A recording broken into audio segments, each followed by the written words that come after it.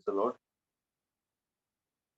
प्रभु को धन्यवाद देता हूँ कि प्रभु ने एक और ये दिन दिखाया और एक और मौका दिया कि उसके ज़िंदा कलाम को सुन सके और मैं आप लोगों के साथ शेयर कर सकूँ और मैं भी सीख रहा हूँ और जो भी प्रभु ने वर्ड दिया है, मैं चाहता हूँ आप तक पहुँचने वाला हो सके और जो भी इस वर्ड को सुनता है वो उसके जीवन में कार्य करे। तो आज का जो वचन है वो पाया जाता है कि याकूब उसके तीसरा अध्याय की सेकंड वर्स से लेकर 13 वर्स तक। और जब हम यहाँ पर पढ़ते हैं तो इस ये जो तीसरा अध्याय इसका जो टॉपिक है वही लिखा है जीव को वश में रखना। तो जो आज मैंने जो टॉपिक लिया है उसका टॉपिक का नाम है माइंड योर टंग। अपनी जीभ को हमें वश में रखना चाहिए। तो उसमें ये लिखा है, हम मैं पढ़ देता हूँ आप लोगों के लिए। यहाँ लिखा है याकूब के तीसरे अध्याय की दूसरी वर्ष के अंदर, इसलिए कि हम सब बहुत बार चूक जाते हैं, जो कोई वचन में नहीं चूकता वही तो सिर्फ मनुष्य है और सारी देह पर भी लगाम लगा सकता है।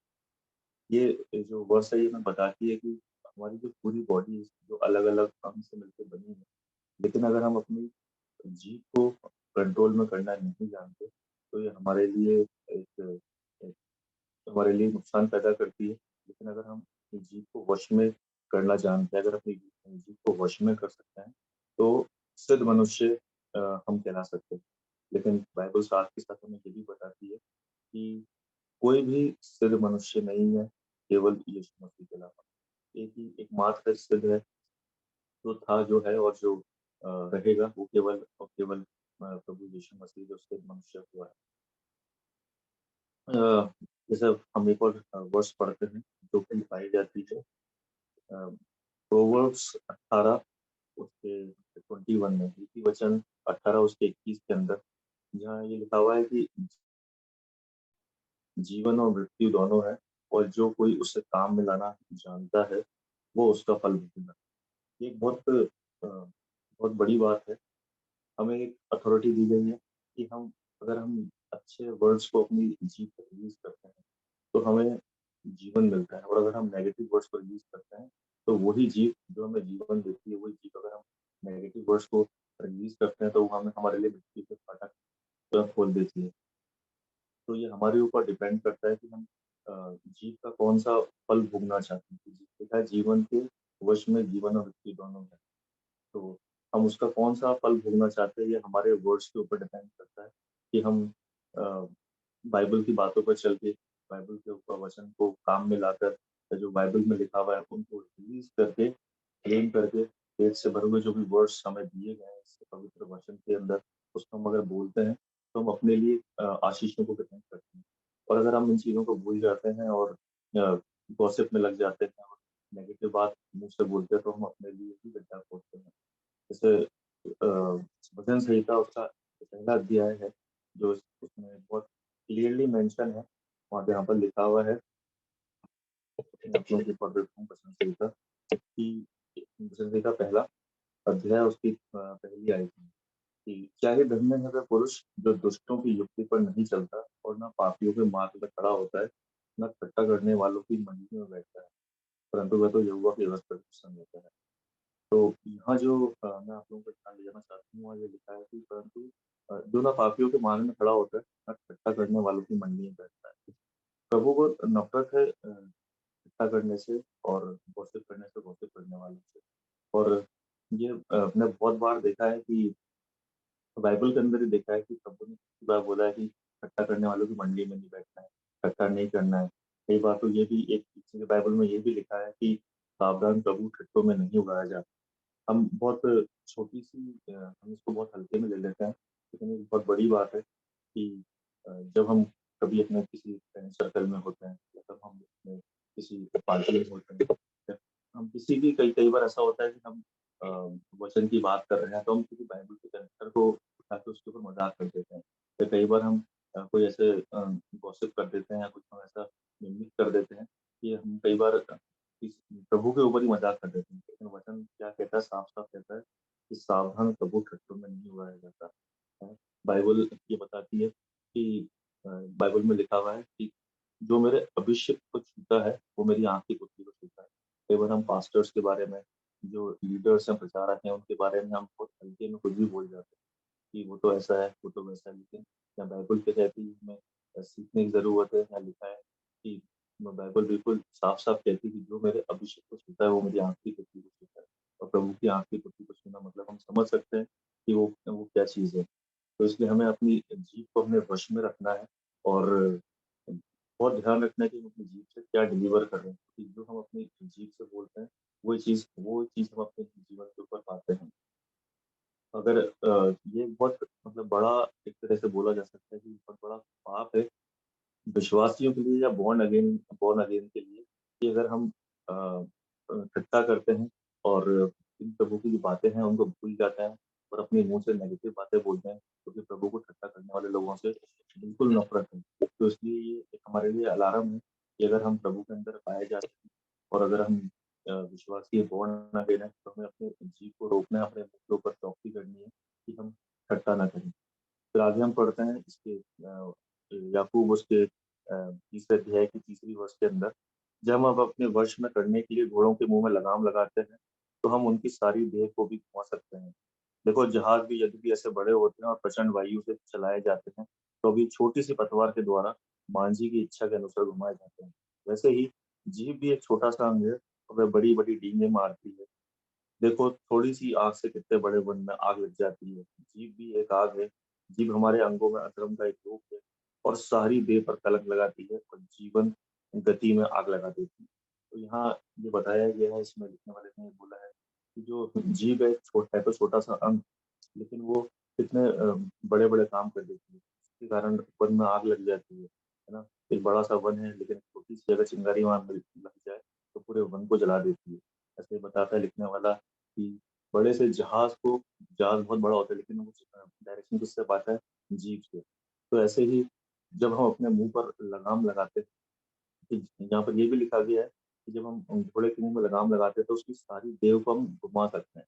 तो आज हमें अपने मुँह की चौकसी करनी है कि हमारा मुँह कहीं ऐसा तो नहीं भाग रहा है, किसी जीभ जो है हमारी ऐसे किसी जंगली जानवर के समान तो नहीं है कि हम उसपे लगाम नहीं लगा सकते और वो हमें डायरेक्ट कर रही हो हमारे जीवन को। जबकि हमें बाइबल बताती है कि हमें अपने जीभ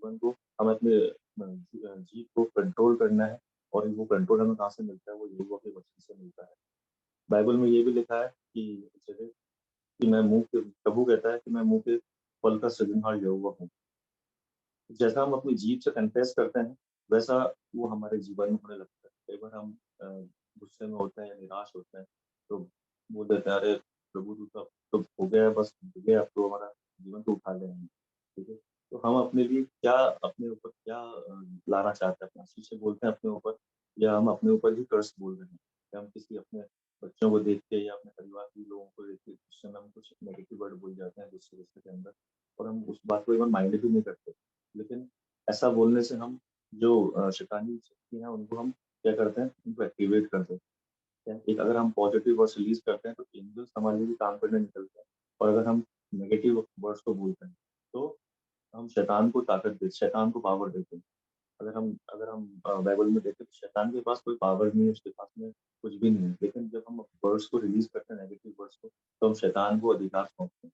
तो इसलिए हमें अपनी जीभ को बहुत कंट्रोल में रखना है और जो भी हम बोलते हैं बहुत सोच समझ के बोलना चाहिए कि अ, कुछ भी ऐसा ना बोलें कि शैतान उस चीज़ को पकड़े, हमारे जीवन में एंट्री ले और हमारे जीवन को नष्ट करे। क्योंकि वो तो चोर के समान है, वो घात लगाने के लिए बैठा हुआ है। तो जैसे हमारे मुँह से कुछ भी नेगेटिव वर्ड रिलीज़ हो और शैतान उस चीज़ को पकड़ ले। जैसा हम बाइबल में देखते हैं कि प्रभु ने इस पृथ्वी की जो रचना की वो कैसे करी थी?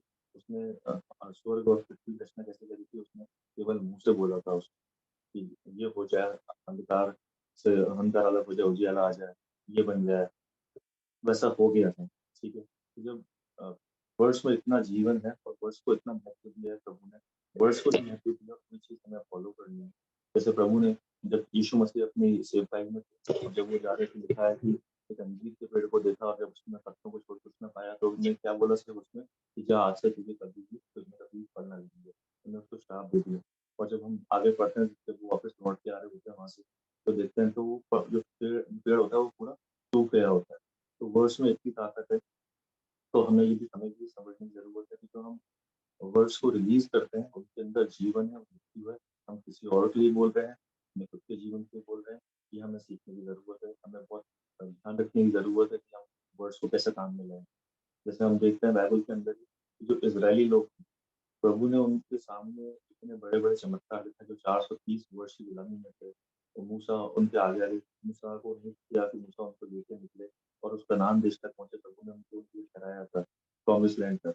लेकिन उनने इतने काम देखे, प्रभु का इतना अनुग्रह देखा, उनने स्वर्ग की रोटियाँ खाई उन्होंने और उन्हें समुद्र को 2 भाग होते हुए देखा। लेकिन उसके बावजूद भी उनने अपनी एक छोटी-सी टेम्परेरी जो उनकी परिस्थितियाँ जो उनके विपरीत हो जाया करती थी, उसके ऊपर प्रभु के ऊपर ना भरोसा रखते वो कुड़कुड़ाने लगे और जीभ से वो कुछ-कुछ बोलने लगे। कभी एक बार बोला उन्होंने मूसा को कि तू तो हमारे लिए बछड़ा बना दे, हम लोग ऐसे उसी की आराधना करेंगे। और वो सब भूल गए कि प्रभु उनको वहाँ से लेके आया। वो रात और दिन उनके साथ चला, ना उनके बाइबल में लिखा है ना तो उनके जूते फटे, ना कपड़े फटे। क्योंकि बहुत ज़्यादा देखा जाए तो पॉसिबल है नहीं नॉर्मल लाइफ के अंदर, लेकिन प्रभु के द्वारा सारी चीज़ें पॉसिबल हैं। लेकिन उनने सिर्फ़ कुड़कुड़ा के, सिर्फ़ उनने अपनी ज़ुबान से जिसने प्रभु की जिसने उनकी इतने साल मदद करी उनके इतना आश्चर्य काम दिखाए, उसको उन्होंने उस चीज़ों को ध्यान में नहीं रखा और उसके लिए कुड़कुड़ाते गए। तो जो प्रभु ने उनकी प्रॉमिस्ड लैंड दी थी, उनमें से एक भी नहीं पहुँचने पाया, केवल यहोशू कालेब को छोड़। और जब हम देखते हैं कि जो 11 दिन की जो जर्नी थी, उनको 40 साल लग गए। तो हम भी कई बार ऐसा होता है कि जो हमें प्रभु आशीष देना चाहता है, हमारे लिए आशीष रखी है, हम उनको अपनी जीभ से नेगेटिव करके उस आशीष को डिलीट कर देते हैं। रखी हुई तो है हमारे लिए, लेकिन हम उन चीज़ों को रिसीव नहीं करते हैं और हम अपनी इच्छा से काम करते हैं, अपने मुँह से हम कुछ भी अंगीकार करने लगते हैं कि अरे ये तो ऐसा होना ही है, ये तो ऐसा हो ही जाएगा, तो अभी नहीं है, 10 साल लगेंगे। तो हम उस चीज़ को डिले कर देते हैं। तो इसलिए हमें अपनी जो जीभ है उसको बहुत ज़्यादा ज़रूरत है उसको हम काम में लाना जानें और अच्छी चीज़ों उसको रिलीज़ करें। फिर वर्स हम 4 से 7 देखते हैं इसके अंदर आगे, ये जेम्स के अंदर, कि जहाँ लिखा है कि क्योंकि हर प्रकार के वन पशु, पक्षी और रेंगने वाले जंतु और जलचर तो मनुष्य जाति के वश में हो सकते हैं और हो भी गए हैं। पर जीव को मनुष्य में से कोई वश में नहीं रख सकता। वह एक ऐसी बला है जो कभी नहीं रुकती, जो कभी रुकती ही नहीं। वह प्राणनाशक विष से भरी हुई है। इसी से हम प्रभु और पिता की स्तुति करते हैं और इसी से मनुष्यों को जो परमेश्वर के स्वरूप में उत्पन्न हुए हैं शाप देते हैं। कितनी बड़ी बात यहाँ पर लिखी हुई है कि हम कितने भी जो जलचर हैं या कितनी जो पशु पक्षी पाए जाते हैं उन सबको तो हम टेम कर देते हैं ना, उनको तो हम कंट्रोल में कर लेते हैं। लेकिन जो जीव है उसको हम कंट्रोल में नहीं कर पाते। हम देखते हैं कि जो शेर होता है, सर्कस में शेर होता है, उसको भी कैसे न कैसे करके वो अंग्रेज़ी मास्टर के इशारों पर चलता है। तो जैसे बाइबल लिखा है, बाइबल में हर एक वर्ड्स जो लिखी है बिल्कुल परमेश्वर का वचन पाया हुआ है, ये लिखा हुआ है ना? तो वो हम हर एक जलचर को, हर एक पशु-पक्षी को तो हम टेम कर चुके हैं, लेकिन हम अपनी ज़ुबान को कंट्रोल में नहीं कर पाते। और इसी चीज़ का फ़ायदा शैतान उठाता है और वो हमारे जीवन में कार्य करता है। जब हम किसी की चुगली करते हैं या झूठ बोलते हैं ना, तो हम उस शैतान को अथॉरिटी देते हैं हमारे जीवन में। हम बहुत सबसे होता है ये काम, हम बहुत कोई नॉर्मल नॉर्मल सी बात है, सबसे हो जाता है। हम छोटा-सा झूठ बोल जाते हैं और वहीं हम शैतान को अथॉरिटी देते हैं कि वो हमारे जीवन में एंट्री ले और हमारे कामों को बिगाड़े। क्योंकि शैतान को क्या बोला गया है बाइबल के अंदर, वो झूठ का पिता है। लेकिन जब हम अपने ऊपर कंट्रोल करते हैं, हम गॉसिप्स को कंट्रोल करते हैं, अपने मुँह को बुराई करने से रोकते हैं, तो हम प्रभु के वचन को हमारे जीवन में क्या देते हैं, अथॉरिटी देते हैं कि हमारे जीवन में काम करे। तो यीशु मसीह ने भी जब अपनी साढ़े 3 साल की मिनिस्ट्री करी, तो उन्होंने उन्हीं वर्ड्स को रिलीज़ किया, जो स्वर्गीय पिता ने उनको बोला था और इसीलिए उसको बोला जाता है यीशु मसीह को कि वो सिद्ध सिद्ध है, उसके अलावा और कोई सिद्ध नहीं है। बहुत बार हम गुस्से में गॉसिप करते हुए कुछ ऐसा बोल जाते हैं कि बाद में हमें रियलाइज़ होता है कि यार हमने गलत बोल दिया, तो हम बाद में बोलते हैं जिस व्यक्ति को हमने बोला यार सॉरी यार, मेरे मुँह से गलती से वो निकल गया। ऐसे मैंने फ्लो में बोल दिया। लेकिन प्रभु का वचन ऐसा नहीं है, कहीं भी ऐसा नहीं है प्रभु ने बोला कि अरे वो तो मैंने ऐसे बोल दिया था। लेकिन बाइबल कहती है कि प्रभु का हर एक वचन है, वो ताया हुआ है। एक-एक वचन जो ताया हुआ है, उसका वचन क्या है? उसका वचन दो धारी तलवार के समान काम करता है, वो जो काट-काट और टुकड़े-टुकड़े कर चीज़, ठीक है? एक छोटा-सा एक 2 लाइन का हिंदी का शेर है कि शब्द से खुशी, शब्द से गम, शब्द ही पीड़ा और शब्द ही मरम। ठीक है? तो जो संसारिक बातें, जो संसारिक लोग हैं, वो भी हमें ये बताते हैं कि शब्द से ही खुशी है और शब्द से ही गम है और शब्द से पीड़ा, शब्द से मरण है। ठीक है? तो शब्द जो शब्द हैं हमारे, उनको हम कंट्रोल में लाना चाहिए। ठीक है? अब जहाँ मैं आपका एक ध्यान देना चाहता हूँ वो ये है कि जहाँ ये लिखा हुआ है कि उसका वचन दो धारी तलवार के समान काम करता है। और मैंने भी ये चीज़ को कल ही सीखा है कि ये दो धारी तलवार का मतलब क्या है। ठीक है? तो अगर आप 2 मिनट का अगर समय दें और इस चीज़ को आप सीखें मेरे साथ में कि दो धारी तलवार का मतलब क्या है, तो ये अपने जीवन में बहुत काम करेगा। दो धारी तलवार का मतलब जो मैंने कल सीखा है वो ये है, एक धार वो हो गई जो वचन के अंदर लिखा हुआ है, ठीक है?